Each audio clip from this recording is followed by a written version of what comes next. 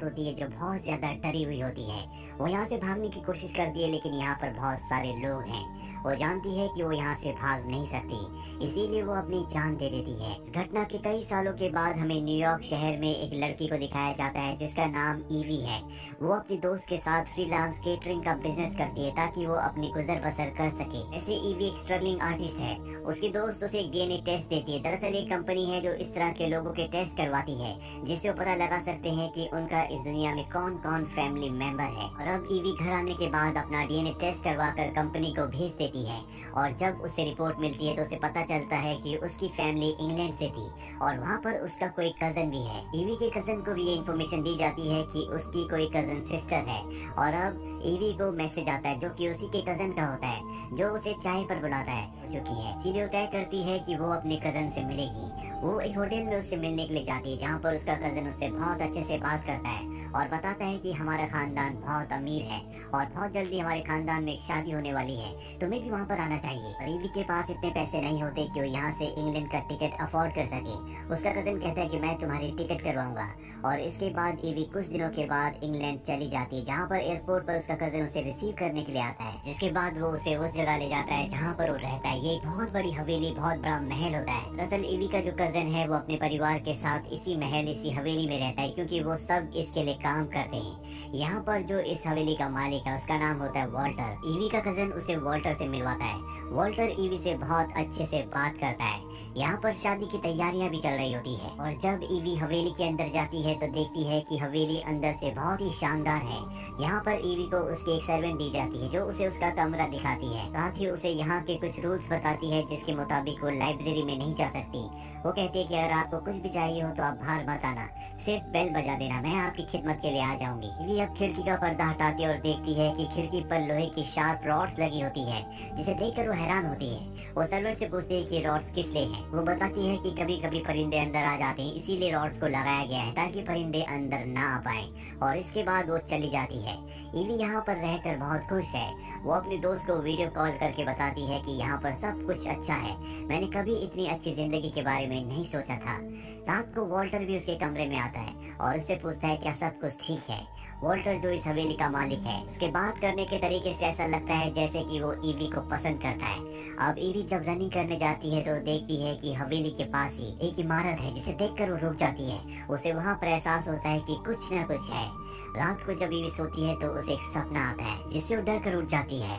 अब उसे प्यास लगी होती है, इसलिए बाहर आती है, जहाँ पर वो देखती है कि सब काम करने वालों को लाइन पर खड़ा किया गया है और उनमें से एक को लाइब्रेरी की सफाई करने के लिए अंदर भेजा जाता है। तो तभी यहाँ पर ईवी की प्राइवेट सर्वेंट आ जाती है और उसे कहती है कि आपको इस तरह से रात को बाहर नहीं आना चाहिए, मैं आपके लिए पानी लेकर आती हूँ। ईवी अंदर चली जाती है। वहीं दूसरी तरफ हमें उस लड़की को दिखाया जाता है जो लाइब्रेरी की सफाई करने के लिए गई थी, और जब वो सफाई कर रही होती है, ऊपर ही आकृति जो लटकी हुई होती है ईवी को पकड़कर अपने साथ ले जाकर मार देती है। अगली सुबह दिखाया जाता है कि ईवी के लिए वॉल्टर एक बहुत ही शानदार ड्रेस भेजता है, क्योंकि यहाँ पर जो शादी होने वाली है उसकी रात को पार्टी है। सबसे हैरान करने वाली बात ये होती है कि ईवी ने अभी तक यहाँ किसी दुल्हन को नहीं देखा। शाम को जब वो उस ड्रेस को पहनकर पार्टी में जाती है तो वहाँ पर उसकी मुलाकात दो लड़कियों से होती है। इनमें से एक ईवी से बहुत अच्छे से बात करती है, जबकि दूसरी लड़की उसे बिल्कुल पसंद नहीं करती। अब वॉल्टर भी पार्टी में आ जाता है और वो ईवी के साथ डांस करना शुरू कर देता है, जिससे ईवी को बहुत अच्छा लगता है। ये दोनों बाहर वॉक पर भी जाते हैं। यहाँ पर ईवी वॉल्टर से सामने वाली इमारत के बारे में पूछती है जो उसने रनिंग करते हुए देखी थी। वॉल्टर कहता है कि पहले इस इमारत को सामान रखने के लिए इस्तेमाल किया जाता था, लेकिन अब इसे इस्तेमाल नहीं किया जाता। इसके बाद ईवी अपने कमरे में चली जाती है और जब वो सो रही होती है तभी उसे अजीब सी आवाजें आती है। उसे ग्लास पर किसी के खौफनाक हाथ दिखते हैं, जिससे वो डर कर अपने बेड के नीचे छुप जाती है। ईवी की आवाज सुनकर वॉल्टर भी वहाँ पर आ जाता है। वो उसे संभालता और समझाता है कि यहाँ पर कोई भी नहीं है। ईवी वॉल्टर से कहती है कि जब तक मुझे नींद ना आ जाए तुम भी यहीं पर रुक जाओ। वॉल्टर भी वहाँ पर रुक जाता है, लेकिन जब सुबह उसकी आँख खुलती है तो वॉल्टर वहाँ से जा चुका होता है। तभी रात को पार्टी में जो दो लड़कियां उसे मिली थी वो वहाँ पर आती हैं और उसे अपने साथ तैयार करने के लिए ले जाती हैं। और जब वो ईवी के नेल्स काट रही होती है तो उसकी उंगली कट जाती है, उसे खून निकलना शुरू हो जाता है। ये देखकर वो लड़की अपना कंट्रोल खो देती है और उसकी उंगली से खून चूसना शुरू कर देती है। ईवी को ये बहुत अजीब लगता है और वो उस जगह से चली जाती है। लेकिन अब ईवी को शक हो जाता है कि यहाँ पर कुछ न कुछ गड़बड़ है, इसीलिए लाइब्रेरी में जाती है जहाँ पर उसे जाने से मना किया गया था। और वहाँ पर वो टेबल के ऊपर देखती है कि उसकी सारी डिटेल्स रखी होती है और ये और किसी ने नहीं बल्कि वॉल्टर ने किया होता है। उसने उसकी सारी डिटेल्स निकाली होती है।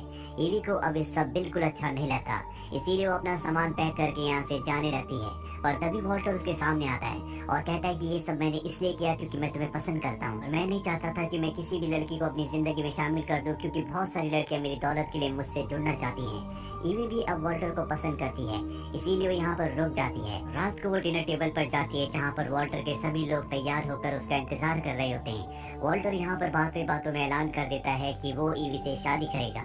ईवी को थोड़ा अजीब भी लगता है, लेकिन अंदर ही अंदर कहीं ना कहीं वो खुश भी होती है। और अब वॉल्टर अपने सभी लोगों से कहता है कि तुम कई सालों से मेरी खिदमत कर रहे हो, जिसके बदले मैंने तुम्हें सब कुछ दिया। मैं वादा किया था कि तुम मुझे 3 पत्नियां दिलाओगे, 2 मेरे पास हैं और अब तीसरी पत्नी मेरी ईवी होगी, जिसके बाद मेरी शक्तियां और भी बढ़ जाएंगी।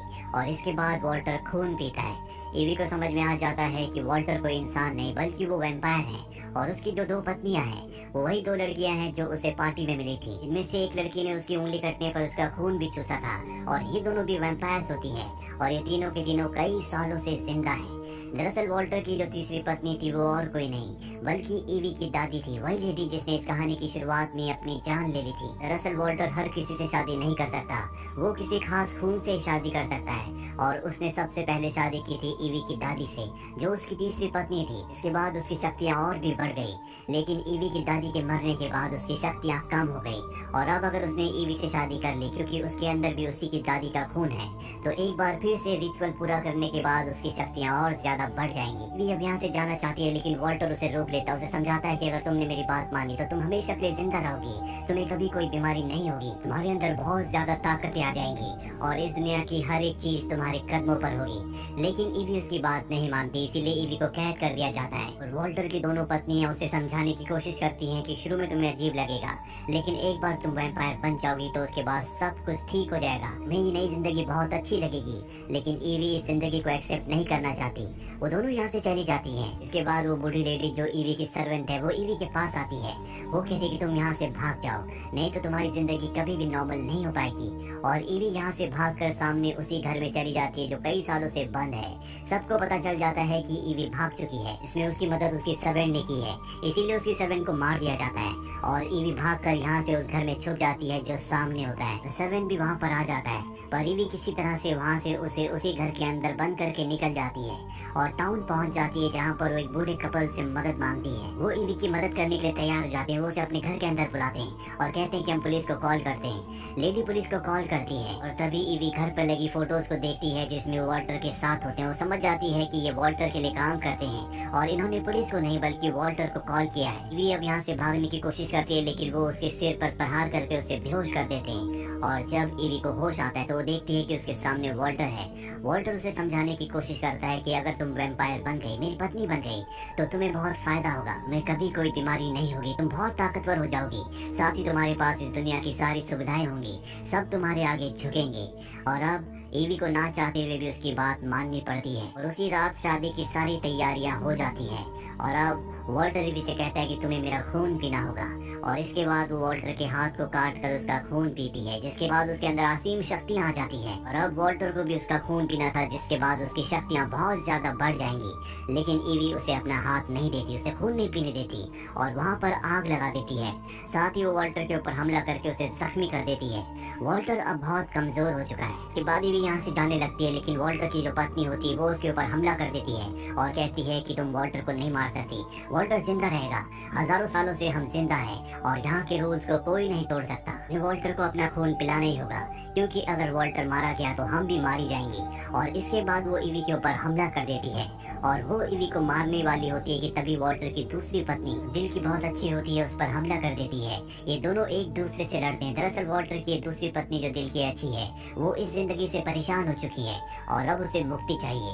ये दोनों के दोनों जब लड़ रहे होते हैं तभी ये दोनों एक दूसरे का खात्मा कर देते हैं। वही वॉल्टर जो बहुत कमजोर हो चुका है वो ईवी को पकड़ लेता है क्योंकि वो उसका खून पीकर रिचुअल पूरा करना चाहता है ताकि उसकी शादी उससे हो जाए और एक बार फिर से वो ताकतवर हो जाए। लेकिन ईवी उसके ऊपर हमला करती है और उसे आग में फेंक देती है। वो बहुत कमजोर हो चुका होता है इसीलिए उसका खात्मा हो जाता है। इसके बाद ईवी यहाँ से निकल जाती है और 2 हफ्तों बाद दिखाया जाता है कि ईवी वॉल्टर का खून पीने के बाद उसी की तरह वैम्पायर बन चुकी है। उसके अंदर बहुत शक्तियाँ हैं और वो अपनी दोस्त के साथ मिलकर उसी आदमी को ढूंढने निकल पड़ती है जो उसका कजन बनकर उसके पास आया था ताकि उससे अपना बदला ले सके। और इसी के साथ ये फिल्म यहीं पर